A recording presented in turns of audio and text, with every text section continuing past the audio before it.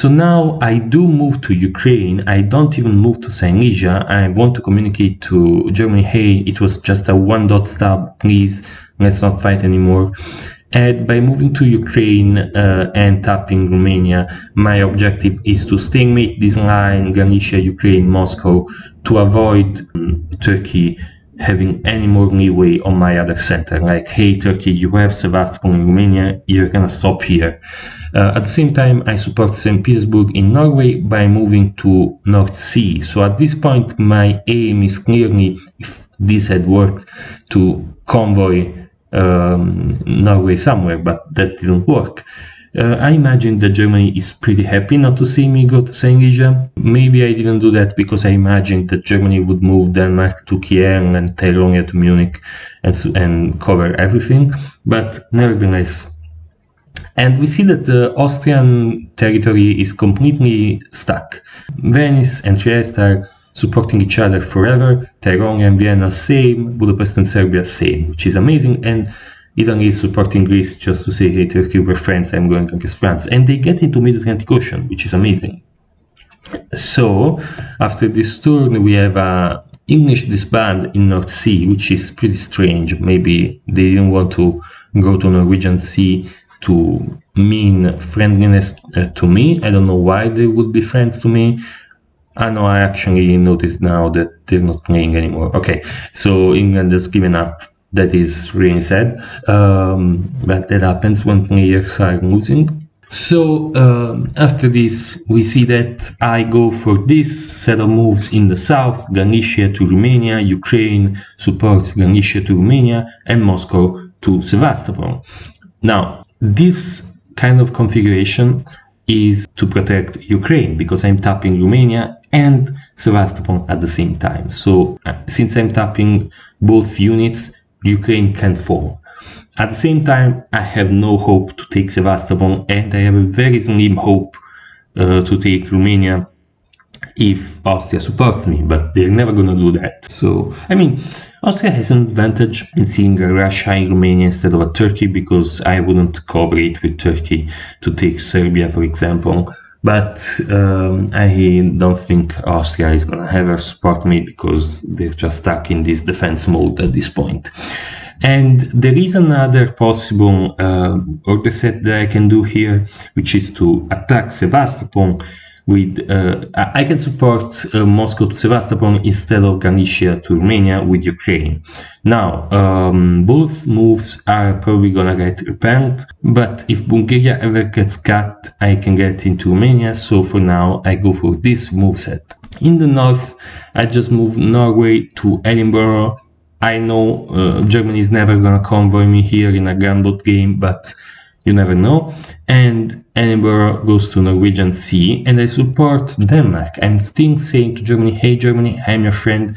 My intention is to move an army into Edinburgh to attack Liverpool. So you want that to happen, because then I will go against France, which is your potential enemy in the future. And Germany gets Belgium because England is playing again by calling London. So we can see that France brings another army, and England just destroys the fleet in Picardy. In the following turn, my moves in the south are gonna be the same, because now the south is lost, and I'm gonna just continue attacking Turkey in Romania and Sevastopol. That is not really an offensive move, but more of a defensive one. And Turkey isn't even attacking me anymore, they're just defending everything. And they've rotated fleets in the south so that they can attack Italy, and Italy is rushing back to defend themselves. At the same time, we see France moving against Germany, trying to take London, but they get bounced. And since I convoy into Edinburgh and Germany convoys into Yorkshire, the English homeland is now invaded completely by enemy units. We see in the south for the third time that I do the same moves. I self-bounce in Norway, and I move to Liverpool, which doesn't work because it gets bounced by wings, but this allows Germany to move to London, which is unopposed. So Germany gets London at this point, eliminating England, and we see the beginning of a Turkish in Italy fight in the south. If you look at this board right now, at the end of 1906, you would say that Turkey is the one in the better position. Turkey has completely neutralized Russia as a possible enemy. They have an advantage in their war against Italy, and they are at 7 centers, which is amazing. A 7-center Turkey is so powerful. On the other hand, I am at 6, but the 6 centers that I have are pretty unusual, because when you see a 6-center Russia, you expect maybe they have Romania, Budapest, Sweden. Instead, I have Edinburgh, Sweden, Norway, but I don't have Sevastopol or Romania. So after England's elimination, we see a fleet in Brest, which is a sensible build from France, since France has only 2 fleets. And now I move Norwegian Sea to North Atlantic Ocean, Edinburgh to Liverpool, so I can guarantee Liverpool in the following turn. And I keep doing the same old moves in the south. I still support Denmark with Sweden, so I'm still friends with Germany. And Germany is never gonna come for me with this powerful French, so that's fine here. And then I take Liverpool. It's guaranteed with I take it with North Atlantic Ocean supported by Edinburgh, and not vice versa, because there is a possibility that Germany could try to sneak into Edinburgh, and I don't want to allow that, even though it's not the optimal move if I want to continue against France and even go for Mid-Atlantic Ocean. And I could have done that, like North Atlantic Ocean was free to go to Mid-Atlantic Ocean here, and then I could have taken Portugal, which would have been amazing. And the most beautiful thing you can see is a Russian-Portugal, but I didn't do that. I went for the obvious capture of Liverpool. At the same time, Germany and France are fighting. Germany is trying to take Belgium, but it doesn't work. France is trying to take London, but it doesn't work. And I moved Sweden to Norway.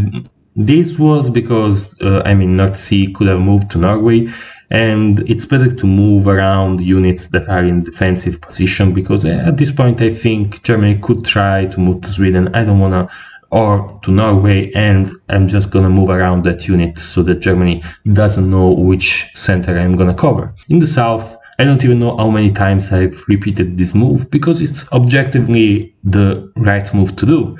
And tapping Sevastopol, doing a supported attack on Romania, never gonna work. I was hoping that Austria would eventually tap Bulgaria, but Austria is never gonna do that. And we see Italy and Germany supporting each other in Vienna and Trieste now, because they're friends, and we have this tricolored Austria. So it brings another army in St. Petersburg because of the capture in Liverpool, and France destroys Wales, which is, they could have destroyed some armies, but I get it. In the following turn, same old moves in the south. We see the stalemated, more or less, fight between Italy and Turkey. So stalemated that Italy has gone back to attack France in Marseille and Spain. So France is forced to move Western Med back to Spain because they had moved it south to harass Italy. Aegean is bullied to Constantinople, which is it's probably just a way to say to Italy, hey Italy, I'm friends with you, go west. I'm moving a fleet back so you feel more safe. At the same time, in the north, we see that I hold in the Edinburgh and I moved to North Atlantic Ocean. At this point, my hope was to, since Mid-Atlantic Ocean was so open, my hope was to move south and take Portugal. It would have been amazing. But one, France is moving back, and two, Germany is showing signs of treachery because they're moving London to Wales, and the only reason to move to Wales from London is to attack Liverpool. It could be just to move a fleet to London to attack English Channel with London and North Sea, but still, it's not a good move for me. It's better than moving to Yorkshire, though, so I have to give that to Germany. And I move St. Petersburg to Norway and Norway to Sweden, which should worry Germany a bit, because, what can this army in Norway do? Yes, it's defensive against a possible stab, but it's probably gonna go to Sweden, and Sweden gonna go to Baltic or Skagerrak, so... And that's what happens. I turn back, I don't move against France, which covers mid-Atlantic Ocean, by the way. I move Edinburgh to Liverpool to cover. I move North Atlantic to Norwegian Sea, Norway to Sweden, and Sweden to Skagerrak, preparing myself for an anti-German stab. But I'm still using these 3 units for anti-Turkish defense. I'm not moving to Silesia, which is a possible move, but I think the moment I move one of these 3 units somewhere else, Turkey is gonna swarm me, so I'm not gonna do that. But then I don't move anti-German. I think, actually I'm not really sure why I didn't, because I could have guaranteed Denmark. Maybe I was worried about France getting too strong or something like that. Or maybe this was a move that I was telling Germany, I don't like your army in Wales, but I'm not gonna actually attack you, move Wales to London, and they do. So I just self-bounce in Edinburgh, and I self-bounce in Norway. I'm playing balance of power, I think, here. I don't want to attack Germany because I think that we're resulting in a mega France, more than a mega Russia. And we can see that at this point, I changed my orders in the south. For turn after turn, I had done Galicia to Romania, supported by Ukraine, and Moscow to Sevastopol. But now I've done these moves, and I know that Turkey is watching these moves, and they say, hey, Russia is attacking Germany, so probably Galicia is gonna move to Silesia. That means that I wanna counter this order set with Sevastopol to Ukraine, supported by Romania, because Romania is not going to get bounced, it's not going to get tapped. And even if it doesn't work, they think, Moscow is going to move to Sevastopol unsupported, and I'm going to retain Sevastopol. And I actually knew that Turkey was thinking that, so for the first time after, 10 times, I changed my order set, and the one time that Armenia doesn't support Sevastopol, I attack Sevastopol with support, which is amazing. I had predicted exactly what Turkey was going to do in the south, because I knew that my moves would seem anti-German. So that's probably the reason why I didn't attack Germany, because I knew I just needed to seem anti-German so that Turkey would think that Galicia was moving to Silesia and that Sevastopol was not going to get attacked by 2 units after so many turns that I haven't done that. So I gained Sevastopol.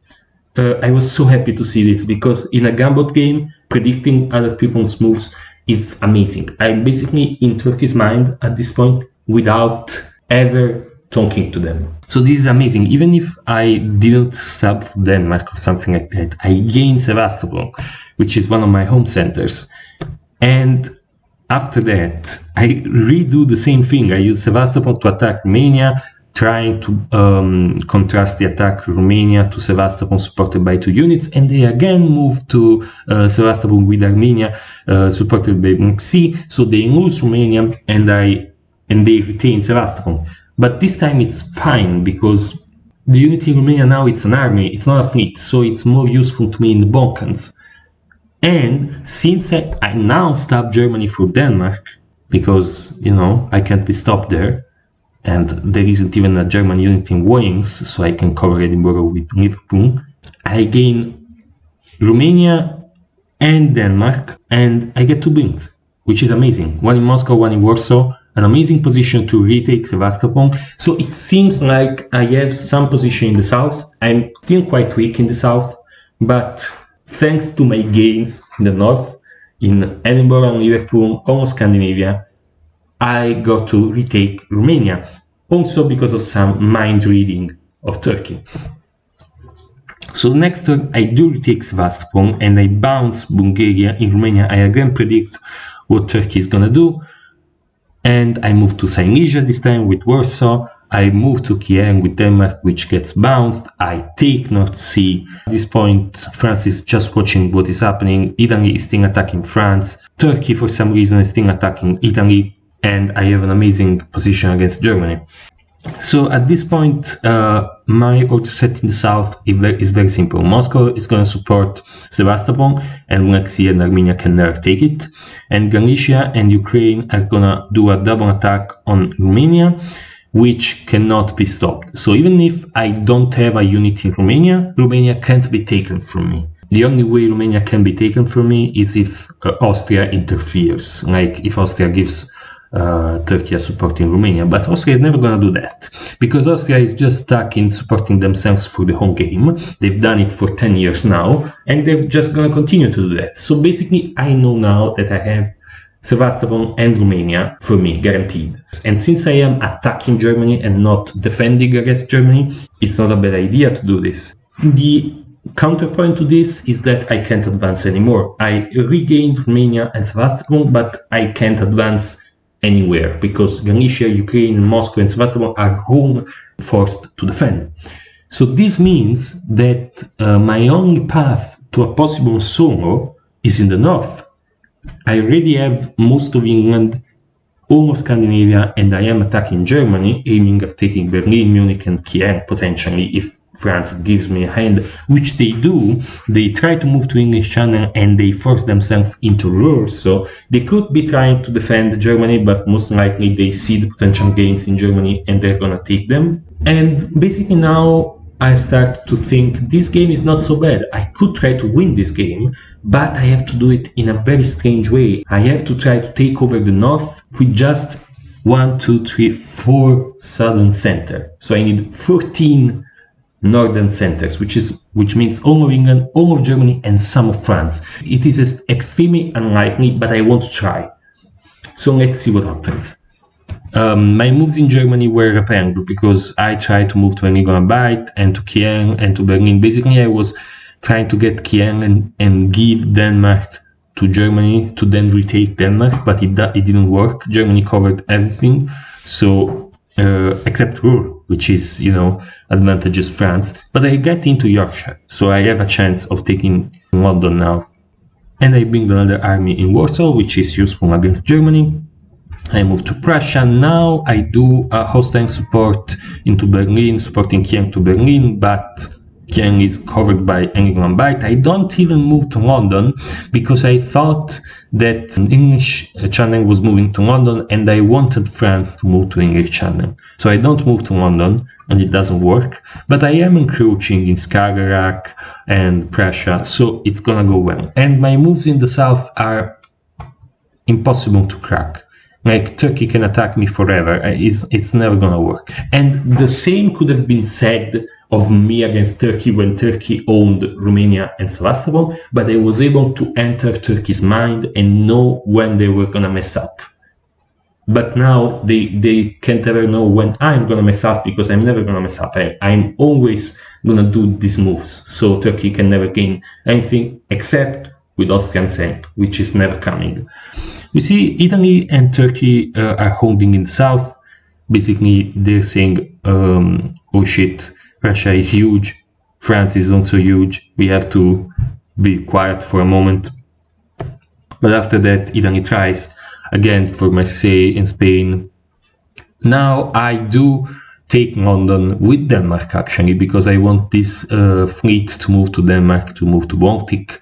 And that means that I need Denmark open. And how do I do that? I convoy Denmark to London, supported by Yorkshire, which is a really weird way to take London. Now I have two armies in England, which is hilarious. But at the same time, I retain North Sea. North Sea is still mine. And if Germany had dislodged me from North Sea, I would have just retreated into London. So it's still a fine move. And I also like that France can't go into English Channel now. France has taken Holland from Germany, and Germany is not defending against France, it's just defending against me, which is comprehensible. I don't take Berlin. Now I bring the fleet in St. Petersburg south coast, which is a bit that you love to see. Now I'm just gonna go south or to Sweden, something like that, but I'm just gonna use these fleets against Germany. The south is completely stalemated. Austria is gonna retain these units unless someone helps Turkey or Italy or Germany or even me against them. No one is going to do that. Germany and Italy are going to retain this forever. Turkey can't advance against me. They can't advance against Italy. Italy has no interest in bothering Turkey. And France and Italy right now are not making any progress against each other. So the only part of the border that is interesting is the north. I reconvoy London back to Denmark. Denmark is moving to Sweden. St. Petersburg is moving to Bosnia. And I try to take Berlin, which doesn't work. And France is positioning to take Munich. And then I self-bounce in Yorkshire, predicting that France was moving to Wales. I knew that if France moves to Wales, I need an army in Yorkshire to cover Liverpool. So I self-bounce instead of just moving Yorkshire to London, and that way now I can cover Liverpool and London at the same time. I try to move to Berlin. This time it does work because France is tapping Munich, and I and France as well are tapping Kiev. So I take Berlin and France takes Munich. I build another army in Warsaw, and now I can cover London and Liverpool at the same time with the army and the fleet.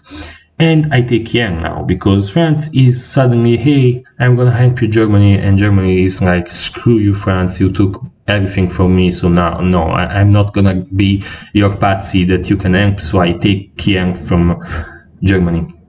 The south is still the same, it won't move basically forever, because now it's completely stalemated.